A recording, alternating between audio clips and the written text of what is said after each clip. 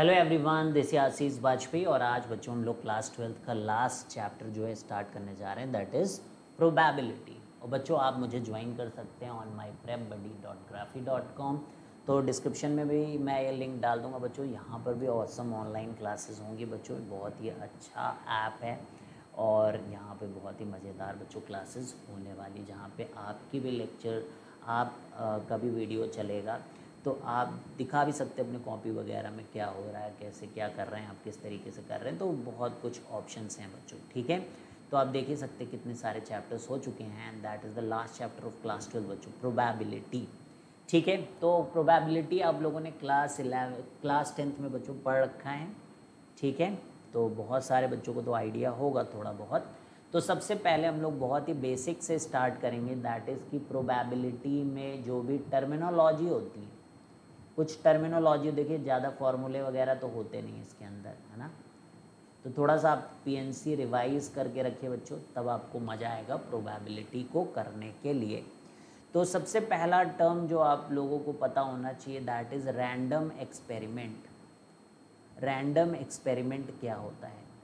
तो जब कोई भी चीज़ बायस्ड नहीं होती है, जब कोई भी चीज़ बायस्ड नहीं होती है तो उसको हम लोग रैंडम एक्सपेरिमेंट कहते हैं, ठीक है। तो आप शॉर्ट फॉर्म में ध्यान रख सकते हैं अपने दिमाग में, अनबायस्ड। अब बायस्ड मतलब क्या हो गया? बायस्ड मतलब क्या होता है कि जो किसी को सपोर्ट करे, है ना। मान लीजिए कोई जज है और आपको पता है कि वो आपको सपोर्ट करने वाला है, तो फिर वो रैंडम नहीं रह गया, है ना। फिर पता ही है कि ये इसका रिज़ल्ट क्या आने वाला है, तो फिर उसमें कोई प्रोबेबिलिटी नहीं है कि आप केस जीतोगे कि हारोगे। तो अनबायस्ड होने पर चीज़ें रैंडम होती हैं। तो प्रोबेबिलिटी में हम लोग चाहते कि रैंडम हो, यानी कि हमने जो है क्या कहते हैं कि हमारे पास एक कॉइन है और हमने कॉइन को बच्चों थ्रो किया, तो अगर हमें पता ही है कि हेड ही आने वाला, तो फिर किस बात की प्रोबेबिलिटी, ठीक है, क्या लाइकलीहुड है कि हेड आएगा? जब पता ही है हेड आना ही है, तो फिर that is not a random experiment. तो अनबायस्ड होना चाहिए, ठीक है, अनबायस्ड होना चाहिए। तो लिखिए कि क्या बोलेंगे हम लोग, experiment for which the outcome cannot be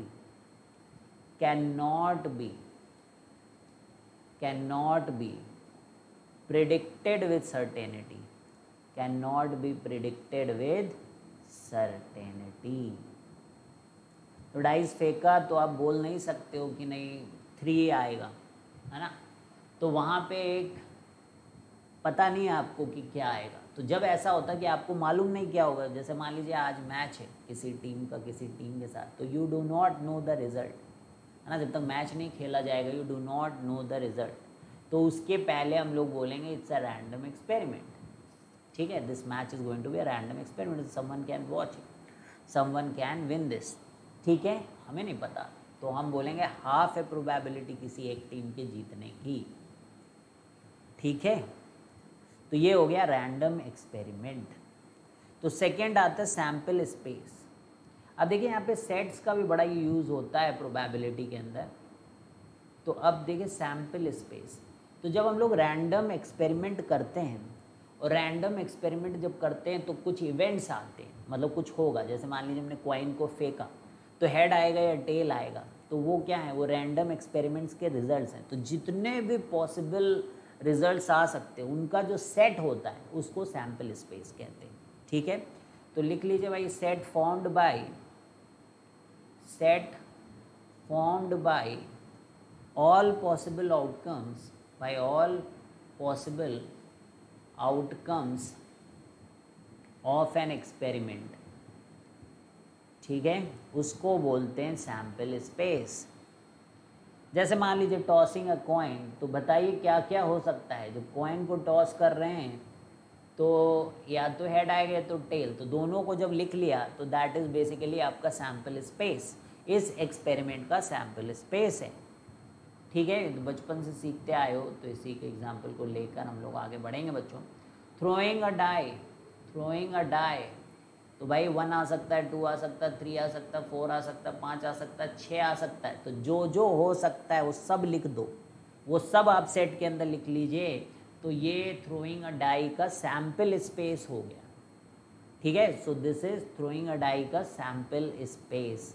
clear है? आई थिंक यहाँ तक कोई दिक्कत नहीं होगा। अब हम लोग कुछ क्वेश्चन कर लेते हैं भाई, सैम्पल स्पेस बड़ा ही इंपॉर्टेंट होता है। तो right sample space, right sample space for following experiments. तो कुछ यहाँ पे एक्सपेरिमेंट्स दिए गए हैं और आपको क्या करना है, उनके सैम्पल स्पेस लिखने हैं बच्चों, ठीक है। तो थ्रोइंग अ डाई का तो पता ही है आपको, थ्रोइंग अ कॉइन का पता है, ठीक है। तो अब हम लोग किसका बच गया, a pair of dice is thrown, a pair of die is thrown, ठीक है। अब बताइए अब क्या क्या हो सकता है। देखिए 1-1 हो सकता है दोनों डाई में, दोनों डाई में। तो देखो अगर हम लोग पीएनसी के हिसाब से करें तो 2 प्लेसेस बता दी, और पहले में हमने कहा 1 आ सकता, 2 आ सकता, 3 आ सकता, 4 आ सकता, 5 आ सकता, 6 आ सकता। 6 तरीके से इस जगह को फिल किया जा सकता। दूसरे वाले में, पहले वाले में क्या आ गया उससे कोई फ़र्क नहीं पड़ता कि दूसरे वाले में क्या आएगा। तो दूसरे वाले में भी 6 तरीके से आप 1 2 3 4 5 6 लिख सकते हैं। तो टोटल जो वेज हैं, टोटल जो वेज हैं दैट इज़ 36। टोटल जो वेज है वो 36। तो वो सारे 36 अब अपने को लिखने पड़ेंगे। तो जो सेट में आप ये सारे लिख दोगे उसी को सैम्पल स्पेस कहते हैं। तो ये 1 1 1 2 1 3 1 4, तो एक को फिक्स करके हम लोगों ने 1 5 और 1 6 लिख दिया, ठीक है। तो ये हो गया भाई। अब इसी तरीके से 2 1 से लेकर आप 2 6 तक लिख दें, फिर 3 1 से लेकर, फिर 4 1 से लेकर, फिर 5 1 से लेकर, फिर 6 1 से लेकर, अब 3 1 से लेकर कहाँ तक जाएगा, 3 6 तक। इसी तरीके से 6 1 से लेकर कहाँ तक जाएगा, 6 6 तक। तो अब खुद ही देखो हर रो में 6 एलिमेंट है। कितनी रोज हैं आपके पास, 6। तो टोटल कितने हो गए, 36। तो ये पूरे आपका सैम्पल स्पेस हो गया पेयर ऑफ डाई को थ्रो करने का, ठीक है। तो नेक्स्ट हम लोग करें,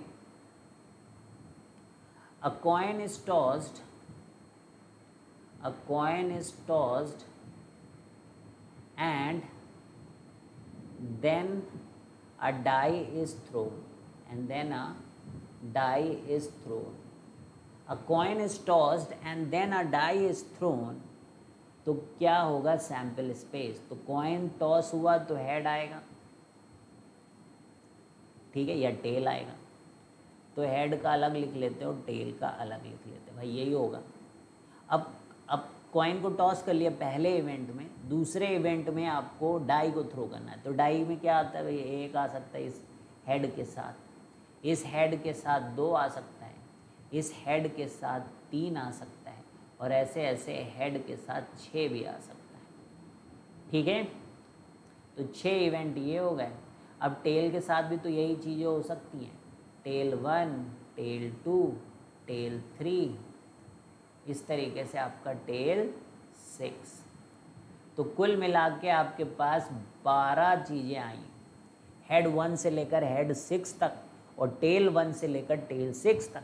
तो इस तरीके से हमारी डाइस में जब आप कॉइन को टॉस करते हो फिर डाई को थ्रो करते हो तो सैम्पल स्पेस में कितने एलिमेंट्स होंगे, दैट इज़ 12, ठीक है। और वो सारे क्या लिख पा रहे हो आप, दैट इज़ वेरी इंपॉर्टेंट। ये सबसे बेसिक चीज़ है प्रोबेबिलिटी में। अगर हम सैम्पल स्पेस ही सही से नहीं पता कर पाएंगे तो फिर हम आगे किसी भी लायक के नहीं रहने वाले बच्चों। अ कॉइन इज टॉस्ड, फिर से लिखिए, अ coin is tossed, a coin is tossed if it is head, if it is head, then coin is again tossed, is again tossed, else a die is thrown, else a die is thrown। तो यहाँ पर क्या है, यहाँ पे condition है, condition कि coin को टॉस किया और अगर हेड आ गया तो कॉइन को अगेन टॉस किया जाता है। तो कॉइन को अगेन टॉस करोगे, अगर पहले हेड आया है तो बाद में फिर से हेड आ सकता है, और हो सकता है कि हेड आया तो पिछली बार हेड, इस बार हेड टेल आ जाए। ठीक है। और अगर हेड ना आके टेल आए तो बताइए क्या क्या जिम्मेदारियां हैं इसके पास।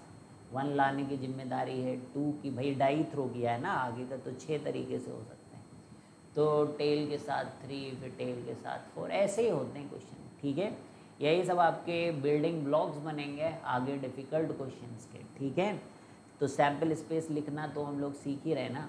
Coin is tossed if it is head then coin is again tossed else a die is thrown. तो coin is tossed if it is head, head आया तो फिर से कॉइन टॉस किया, तो हेड आने पर अगले में हेड या टेल कुछ भी आ सकता है, लेकिन अगर टेल आया तो फिर डाई थ्रो की जाएगी।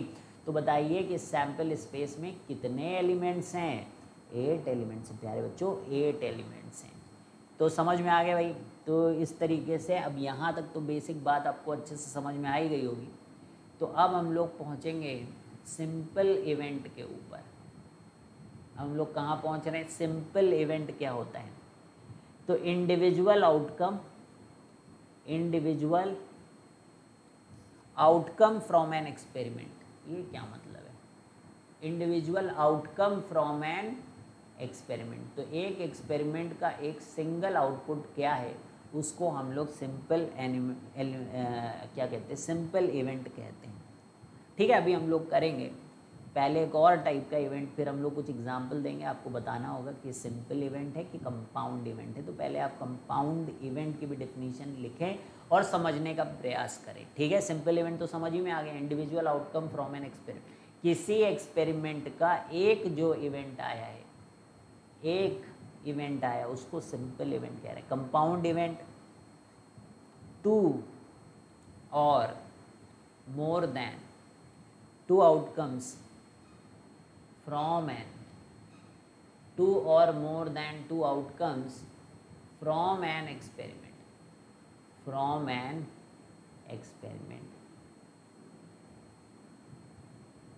ठीक है। तो क्वेश्चन क्या है? a die is thrown,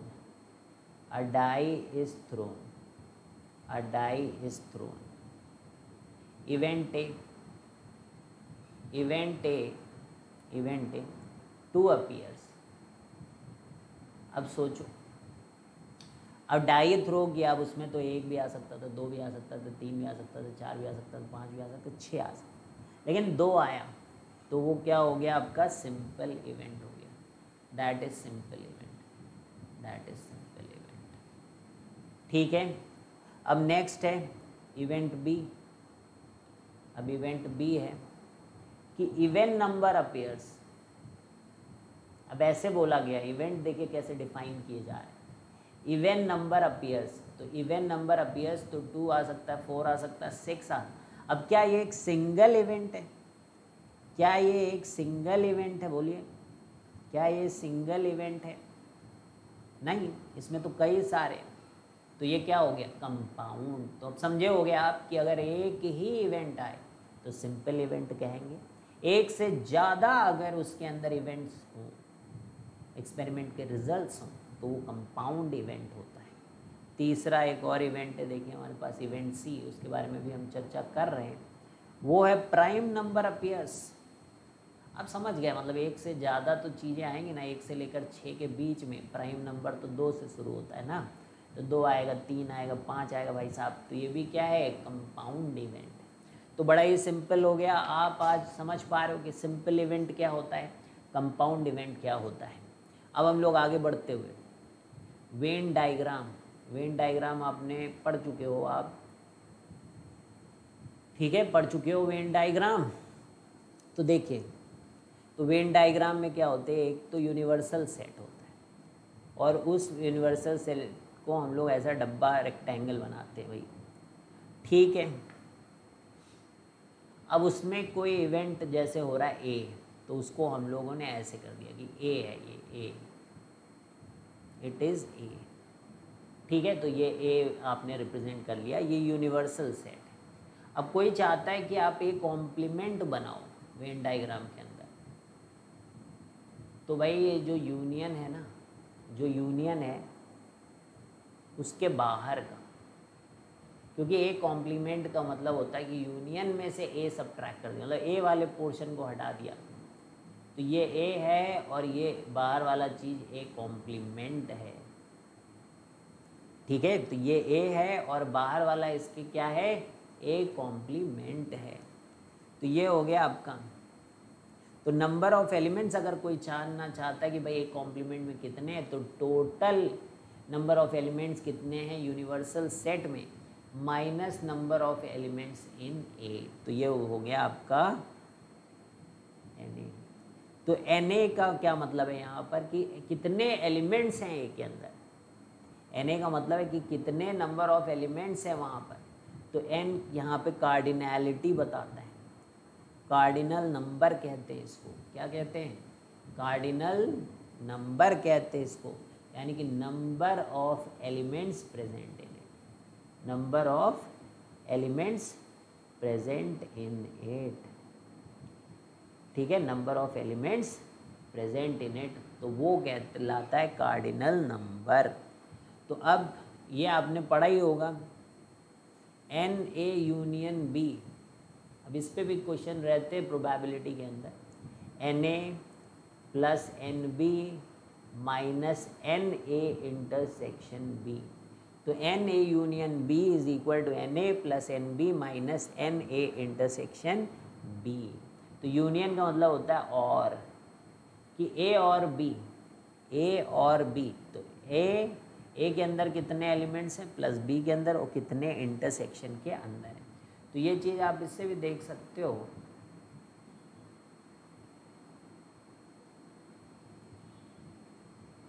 ये है आपका, तो A यूनियन, ये A सेट है और ये B सेट है। तो ये आपका, तो देखिए जब आपने A ले लिया A, तो ये X है, ये Y है, ये Z है। तो मान लीजिए Na यूनियन B लिखने का मतलब है कि आपको लिखना है X plus Y plus Z। X मतलब है केवल A में, Y जो दोनों में है, और Z मतलब है जो केवल B में। तो जब ये X plus Y plus Z है एक्चुअली Na यूनियन, तो Na जब आप लिखोगे तो आप देखो क्या आएगा, X प्लस वाई, और जब आप NB लिखोगे तो आएगा Y प्लस Z। आप खुद देख सकते हो कि Y दो बार आ गया, लेकिन ज़रूरत उसकी एक बार है, तो एक बार और Y को सब्ट्रैक्ट करना पड़ेगा, तभी जाकर आपके पास Na plus NB minus Na intersection B आता है। तो इसीलिए बच्चों ये फॉर्मूला होता है, ये फॉर्मूले का प्रूफ हो गया है अगर आप समझ गए हैं तो। N of A union B is equal to Na plus NB minus Na intersection B, ठीक है।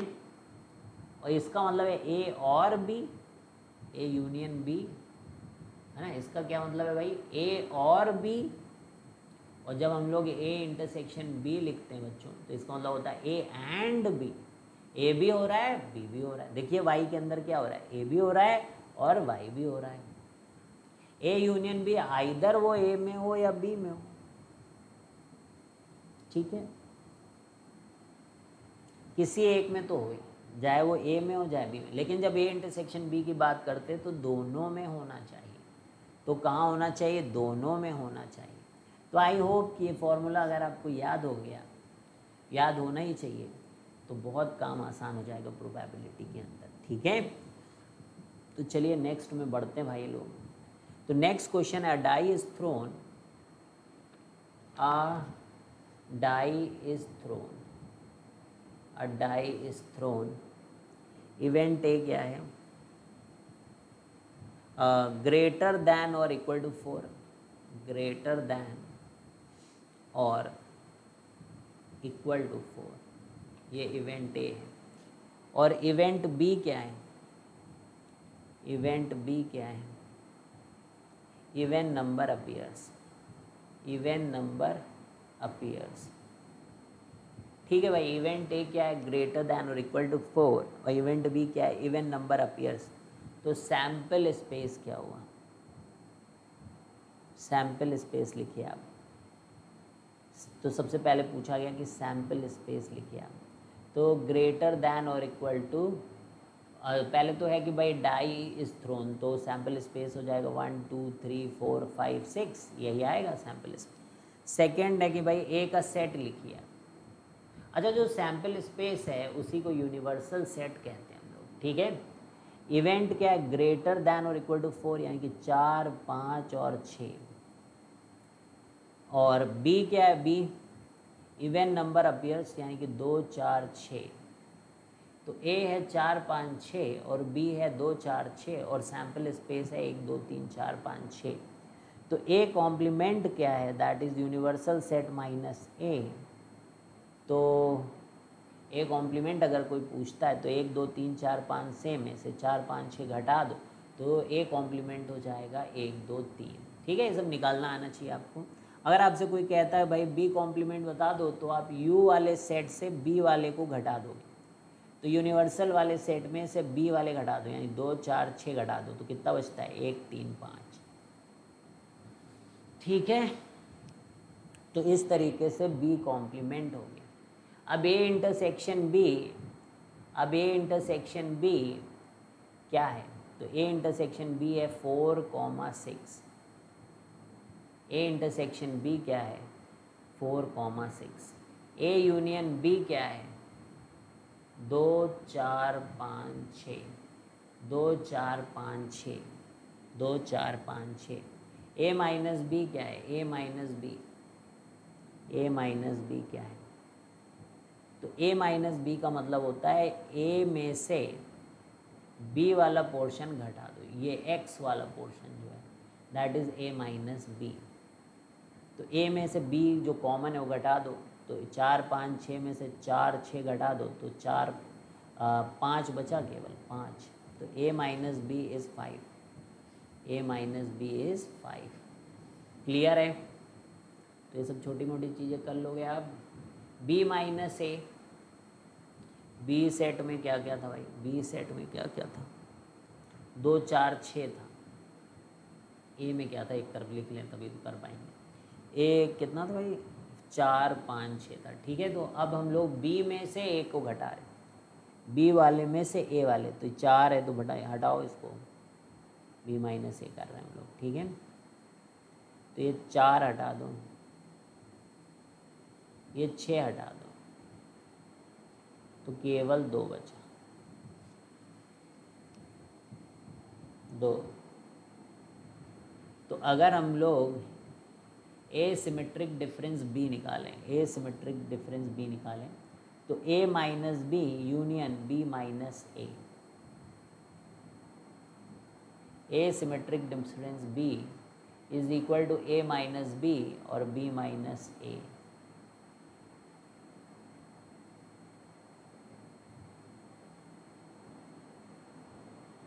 तो ये चीज़ है,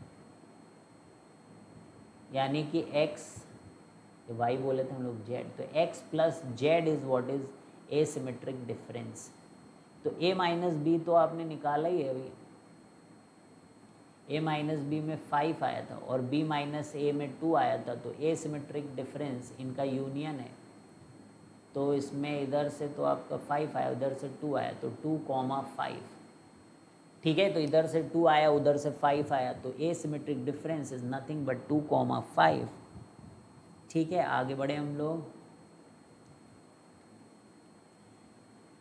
अ coin and dice are thrown, a coin and dice are thrown, and dice are thrown, coin and dice are thrown, event A क्या है, head and odd number on die appears, head and odd number on dice appears, on die appears, die appears. Event B, event B, tail, tail and even number on die appear. ठीक है, फिर क्या है आगे, question क्या है, question है सबसे पहले कि आप सैम्पल स्पेस पता करें, सैम्पल स्पेस पता करें। तो इवेंट ए, तो भाई देखो दोनों चीज़ें हैं, कॉइन है और डाइस है, तो हम लोगों ने किया ही था, हेड के साथ 1 भी आ सकता है, हेड के साथ 2 भी आ सकता है, हेड के साथ 3 भी आ सकता है, ऐसे करते करते हेड के साथ 6 भी आ सकता है। टेल के साथ 1 आ सकता है, टेल के साथ 2 आ सकता है, और इस तरीके से करते करते टेल के साथ 6 आ सकता है, तो टोटल 12। अब क्या कह रहे हैं, इवेंट ए के अंदर head and odd number appears, तो हेड 1, हेड 3 और हेड 5। और इवेंट बी क्या है, टेल, तो टेल के साथ 2, टेल के साथ 4, टेल के साथ 6। तो ये है, इतना आसान। तो यहाँ तक तो समझ में आ ही गया होगा कि कैसे क्या करना है। ए यूनियन बी करा लो, ए इंटरसेक्शन बी करा लो, ए माइनस बी करा लो, बी माइनस ए करा लो, सिमेट्रिक डिफरेंस निकाल लो। तो एक तरीके से आप सेट का रिवीजन कर रहे हैं, ठीक है। अब अलग अलग टाइप के इवेंट्स होते हैं, टाइप्स ऑफ इवेंट्स, अलग अलग टाइप के इवेंट्स होते हैं, that is types of events, वो अब हम लोग कर लेते हैं, ठीक है। तो पहला जो होता है that is mutually exclusive events, mutually exclusive events, mutually exclusive events, ठीक है। तो event those can not, event those cannot occur at same time, event those cannot occur at same time, तो उनको क्या बोलते हैं, म्यूचुअली एक्सक्लूसिव। तो ऐसे इवेंट जो एक साथ नहीं हो सकते तो क्या बोलेंगे, तो सेट के डिफिनीशन में क्या बोलेंगे उसे, कि ए इंटरसेक्शन बी जो है वो फाई है, कुछ कॉमन नहीं है दोनों के बीच में, तब उसको म्यूचुअली एक्सक्लूसिव कहा जाता है। ये दोनों अलग अलग हैं, इनमें कुछ भी कॉमन नहीं है, उस बात को हम लोग क्या बोलेंगे, म्यूचुअली एक्सक्लूसिव इवेंट, ठीक है। क्लियर है। अब जैसे मान लीजिए आईआईटी जेई का पेपर है, आईआईटी जेई का पेपर है, तो इसमें जो पास और फेल है वो कैसा है, तो क्या जो पास है वो फेल है, जो फेल है क्या वो पास है, नहीं, तो कैसा हो गया, म्यूचुअली एक्सक्लूसिव इवेंट, मी, ठीक है।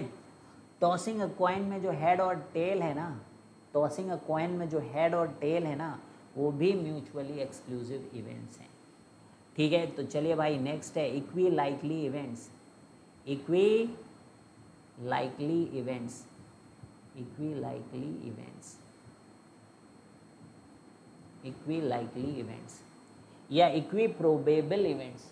तो जितने भी एलिमेंट्स हैं, जितने भी एलिमेंट्स हैं, सब की जो प्रोबेबिलिटी अगर सेम आए, तो नाम से ही समझ में आए, इक्वी लाइकली, बराबर आने की संभावना, बराबर होने की संभावना है ना, इक्वी प्रोबेबल इवेंट्स, ठीक है। तो इवेंट्स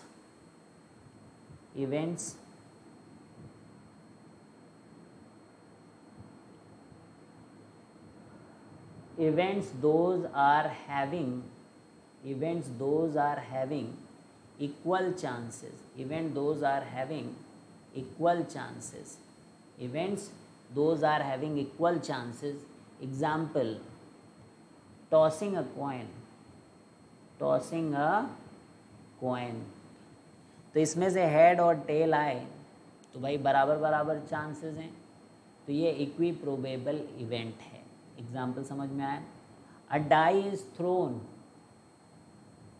तो वही घिसे पिटे एग्जाम्पल ले रहे हैं हम लोग जो आपको बचपन से आते हैं, ठीक है। तो डाई इज थ्रोन बच्चों, डाई इज थ्रोन, तो 1 आए, 2 आए, 3 आए, 4 आए, 5 आए, 6 आए, तो सबकी बराबर संभावनाएं, भाई पढ़ा होगा बचपन में, 1 के आने की संभावना 1/6, 2 के आने की संभावना भी 1/6, 3 के आने की भी संभावना 1/6। तो इस तरीके से ये सारे के सारे जो है इक्वी प्रोबेबल हो गए। लेकिन जे एग्ज़ाम के पास करने की प्रोबेबिलिटी, जे एग्ज़ाम के पास करने की प्रोबेबिलिटी, तो पास और फेल क्या बराबर बराबर है? नहीं, फेल होना आसान है पर पास होना थोड़ा सा मुश्किल है, ठीक है। तो that's Y J exam is not a equi likely event, ठीक है। इसीलिए आपको भरसक प्रयास करना पड़ता है। एग्जॉस्टिव सेट ऑफ इवेंट्स, अब नेक्स्ट जो टॉपिक है that is exhaustive set of elements, exhaustive set of events. अब बड़ा ही मतलब नाम से ही क्लियर है, ऐसे सेट्स, कई सारे सेट रहेंगे, क्योंकि सेट ऑफ इवेंट्स है तो कई सारे सेट रहेंगे इवेंट्स के, उन सब का यूनियन करें, और जब उनका यूनियन करें ना तो वो यूनिवर्सल सेट बन जाए, यानी सैम्पल स्पेस बन जाए, तो उसको बोलेंगे कि these are exhaustive set of events. ठीक है, तो लिख लो इसके बारे में। तो इवेंट है, जैसे हमारे पास इवेंट्स, एक है E1, एक है E2, एक है E3, और ऐसे करते करते En are exhaustive set of events, are exhaustive set of events. then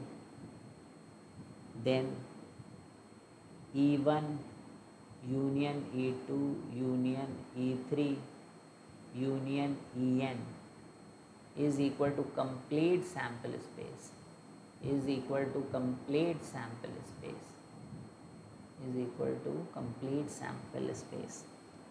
तो फिर उसको एग्जॉस्टिव सेट ऑफ इवेंट कहेंगे। अब यही तो समझा रहे थे हम आपको। एग्जाम्पल है जैसे टॉसिंग अ कॉइन, तो बहुत ही मुश्किल एग्जाम्पल लिया मैंने, ठीक है। तो सिंपल एग्जाम्पल लेके समझाने में आपको भी समझ में आता है और हमें समझाने में मज़ा आता है।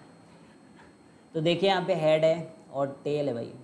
तो अभी बताया था कि म्यूचुअली एक्सक्लूसिव है, कि जब हेड है तो टेल नहीं, टेल है तो हेड नहीं, वो म्यूचुअली एक्सक्लूसिव होगी। लेकिन जब सैम्पल स्पेस लिखोगे आप, तो या तो हेड आता है या तो टेल आता है। तो हेड आने की प्रोबेबिलिटी, मतलब जो हेड है उसके आने के इवेंट को अगर ए कहा जाए तो वो एच लिखोगे आप, और बी कोई इवेंट है जिसमें टेल आता है तो उसे tell.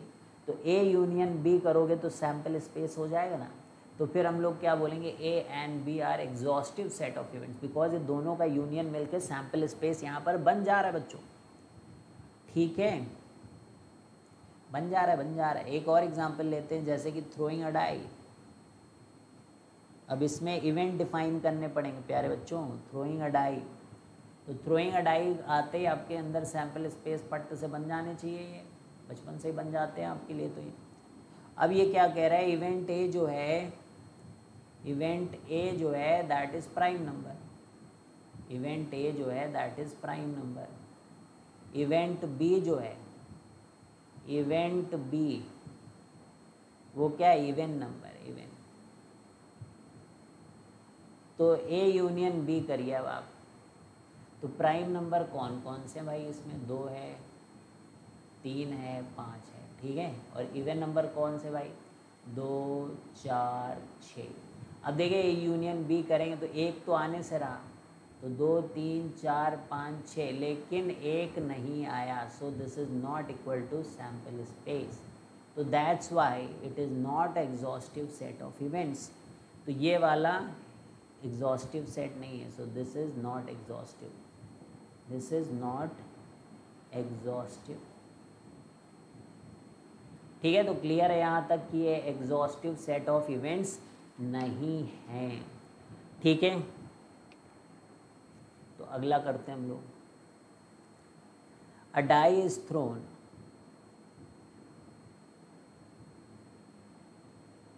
A die is thrown, event A, prime number appears.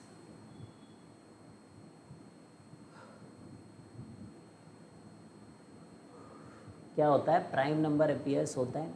Event B, बताइए भाई, event B multiple of 2, event B multiple of 2।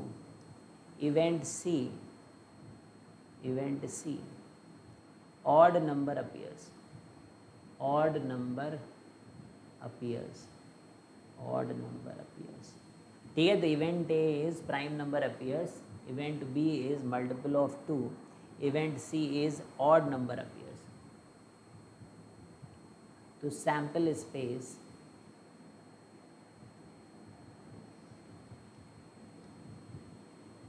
तो प्राइम नंबर अपीयर्स तो 2, 3, 5, ठीक है। तो सैम्पल स्पेस में 2, 3, 5 है। इवेंट ए यार, ये ए, ठीक है। और सैम्पल स्पेस क्या हुआ, यहीं पे लिख देता हूँ मैं, तो पता है ना, 1 2 3 से लेकर 6 तक, ठीक है। ए क्या है भाई, प्राइम नंबर अपीयर्स हो गया। इवेंट बी इस मल्टीपल ऑफ 2, यानी कि 2 4 6 हो गया। Event C odd number appears 1 3 5। अब इसमें से बताइए कि म्यूचुअली एक्सक्लूसिव कौन कौन से हैं। म्यूचुअली एक्सक्लूसिव कौन है, म्यूचुअली एक्सक्लूसिव, तो देखिए इसमें कुछ भी ऐसा नहीं है कि कॉमन ना हो। इंटरसेक्शन बी है, बी इंटरसेक्शन सी में कुछ नहीं भाई, बी इंटरसेक्शन सी, तो म्यूचुअली एक्सक्लूसिव बी एंड सी हो गए, ठीक है भाई।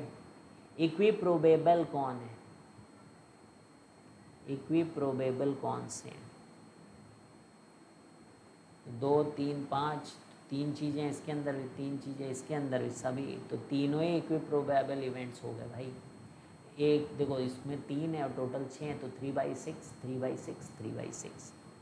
एग्जॉस्टिव कौन है, एग्जॉस्टिव, एग्जॉस्टिव क्या होता है कि उन दोनों को मिला दो तो पूरा सैम्पल स्पेस बन जाए। तो एग्जॉस्टिव कौन हुए, एग्जॉस्टिव हो गया बी एंड सी, तो एग्जॉस्टिव हो गया बी एंड सी, ठीक है। तो यहाँ तक क्लियर है सब बात, आपको अच्छे से, कोई दिक्कत तो नहीं आ रहा है समझ में, वेरी गुड। अब नेक्स्ट हम लोग प्लेइंग विद कार्ड्स, ठीक है। तो नेक्स्ट हम लोग प्लेइंग विद कार्ड्स, तो आज हम लोग कार्ड्स के बारे में समझ लेंगे और फिर क्लासिकल डेफिनेशन ऑफ प्रोबेबिलिटी से अगली क्लास में हम लोग शुरू करेंगे। प्लेइंग कार्ड्स, ठीक है। वैसे तो मैंने 10th के लेक्चर्स में भी बता ही दिया था आप लोगों को। तो देखिए टोटल कार्ड्स होते हैं 52 प्लेइंग कार्ड्स, टोटल कार्ड्स कितने होते हैं 52 प्लेइंग कार्ड्स। तो 2 कलर्स में सबसे पहले 2 कलर्स में डिवाइडेड होते हैं। 26 जो होते हैं वो रेड होते हैं, 26 जो होते हैं वो रेड होते हैं, 26 जो होते हैं वो ब्लैक होते हैं, 26 जो होते हैं वो रेड होते हैं, 26 जो होते हैं वो ब्लैक होते हैं। अच्छा जो रेड होते हैं वो फिर 2 सूट्स में डिवाइडेड होते हैं, 13 कार्ड्स में। एक को बोलते हैं हार्ट, एक को क्या बोलते हैं हार्ट, 13 होते हैं, और एक को कहते हैं डायमंड, एक को क्या कहते हैं डायमंड, उसके अंदर भी 13 होते हैं। तो हार्ट तो आप सभी लोगों को बनाना आता होगा, है ना। डायमंड ऐसा डायमंड, ठीक है। तो ये दोनों रेड कलर के, खूनी लाल, ठीक है। तो ये ऐसा खूनी लाल, और ये रेड भी भैया खूनी लाल, ठीक है। समझ गए भाई लोग। अच्छा 26 जो ब्लैक है इसमें एक स्पेड होते हैं, 13 स्पेड होते भाई, 13 क्या होते हैं स्पेड। तो स्पेड ऐसा पान का पत्ता टाइप होता है, बना लो जरा, पान, हिंदी में शायद पान का पत्ता भी कह लेते हैं कुछ लोग,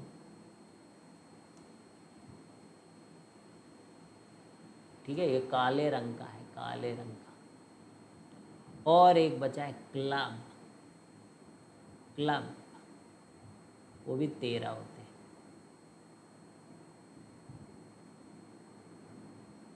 ऐसा कुछ, ठीक है।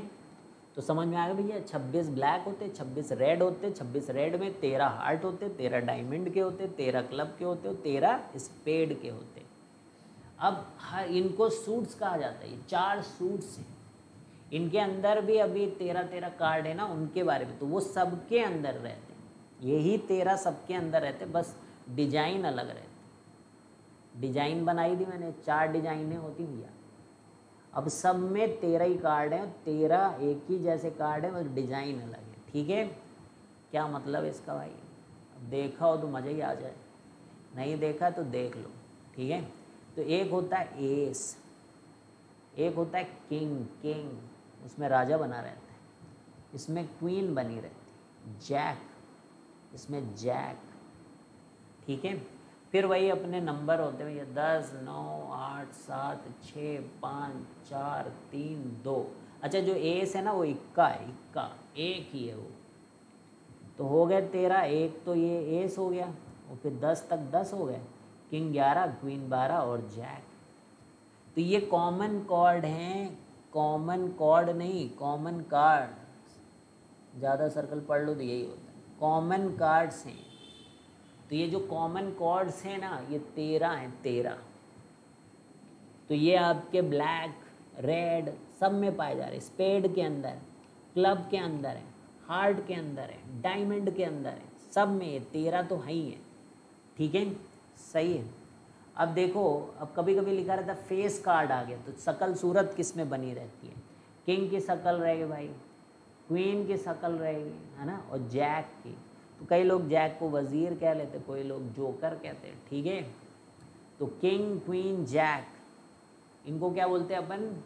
Face card. क्या बोलते हैं बता दो जल्दी से आज। फेस कार्ड्स कहा जाता है इन्हें, और या तो इन्हें रॉयल कार्ड्स भी कहा जाता है, इनको रॉयल कार्ड्स भी कहा जाता है। अब एक और नाम आता है कभी कभार, हमेशा नहीं, एस, जैक, क्योंकि एस भी बड़ा इम्पोर्टेंट है, ऊपर लिखा था सबसे, याद है? किंग, ये चारों, इनको ऑनर कार्ड कहा जाता है। इनको क्या कहा जाता है? Honour card. ऑनर कार्ड बोलें तो ये 4 के बारे में आपको सोचना है, और रॉयल के बारे में बोले तो 3 के बारे में। फेस कहाँ बना है? किंग, क्वीन, जैक के बारे में। ठीक है, तो क्लियर है भाई?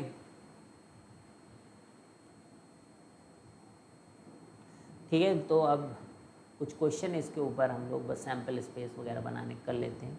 From 52 playing cards, from 52 playing cards, 1 card is drawn. अब कितने तरीके से हो सकता है बताओ भाई? 52 तरीके से हो सकता है, अलग अलग 52 कार्ड हैं। तो अब कह रहे हैं event A, red card is obtain. बताओ कितने तरीके? रेड कार्ड इज ऑब्टेन, बताओ भैया कितने तरीके? तो 26 होंगे ना, 26 कार्ड हैं तो 26 तरीके, क्योंकि सारे ही 26 अलग अलग हैं। अब इवेंट बी, अब कह रहे हैं ब्लैक कार्ड, अरे क्या मजाक है, ब्लैक कार्ड इज ऑब्टेन, 26 ही है ना भाई, ब्लैक भी तो 26 ही थे। अब कह रहे हैं किंग इज ड्रॉन, इवेंट सी, ध्यान दीजिए आप, कह रहे हैं किंग इज ड्रॉन, स्पेसिफाई नहीं कर रहे हैं कि किसका किंग। तो हर एक सूट में एक किंग है, तो टोटल किंग कितने हो गए भाई? 4। ठीक है, एक डी है, diamond is drawn, D for diamond, diamond is drawn, diamond diamond diamond. तो डायमंड अगर ड्रॉ किया गया है तो 13 डायमंड है भाई साहब आपके, तो कोई भी उठा सकते हैं आप। अब ये बी सी डी में बात करें अगर हम, ठीक है, तो ये लिख लिया हम लोगों ने पहले तो। अब इसमें से अगर मैं आपसे पूछूं बताओ म्यूचुअली एक्सक्लूसिव कौन से? ए बी सी डी में म्यूचुअली एक्सक्लूसिव कौन से? तो ए एंड बी में कोई कॉमन नहीं है भाई। रेड और ब्लैक में कहाँ कॉमन होगा? अब जैसे किंग और ए को देखो तो किंग तो रेड में है ही, इसी तरह किंग ब्लैक में भी तो ये नहीं हो सकते। किंग इज ड्रॉन, अब डायमंड, अब देखो डायमंड और ब्लैक में कुछ कॉमन नहीं है, क्योंकि भैया डायमंड रेड वाला है और ब्लैक में सारे काले कार्ड हैं, तो बी एंड डी भी हो गया, समझ गया? तो बी एंड डी भी हो गया। और बताओ भाई, ठीक है।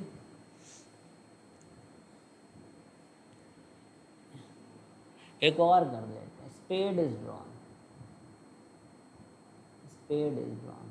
अगर हम लोगों का स्पेड 13 होते हैं स्पेड, तो ब्लैक में होता है वो, तो रेड के साथ नहीं होगा, तो ए एंड ई। तो म्यूचुअली एक्सक्लूसिव का समझ में आ गया आपको? अच्छा, इक्वी प्रोबेबल कौन से हैं? 26-26 इक्वी प्रोबेबल कौन से हैं? इक्वी प्रोबेबल कौन से बताओ? तो रेड और ब्लैक यानी ए एंड बी, और 13-13 यानी कि डी एंड डी। एग्जॉस्टिव कौन से? एग्जॉस्टिव, अब देखो 26-26 मिलके 52 हो जाएंगे, रेड और ब्लैक, तो ये एग्जॉस्टिव हो गया ए और बी। अब सोचो किंग और ब्लैक होके होंगे क्या? किंग और रेड होके होंगे क्या? डायमंड स्पेड होके होंगे क्या? केवल 26 ही हो रहे हैं, तो एग्जॉस्टिव केवल ए एंड बी है। तो आज के लिए इतना काफ़ी, आई थिंक काफ़ी हम लोगों ने टर्मिनोलॉजीज़ और प्रोबेबिलिटी सीख लिए बच्चों, डिफरेंट टाइप्स ऑफ इवेंट सीख लिए हैं। अब हम लोग जो है क्लासिकल डेफिनेशन ऑफ प्रोबेबिलिटी में बच्चों नेक्स्ट क्लास में जाने वाले हैं, ठीक है। तो इसी तरीके से आप चीज़ों को सीखते रहें, ऑसम हो जाएगी सब कुछ, है ना। चलिए बच्चों, bye bye, have a great day.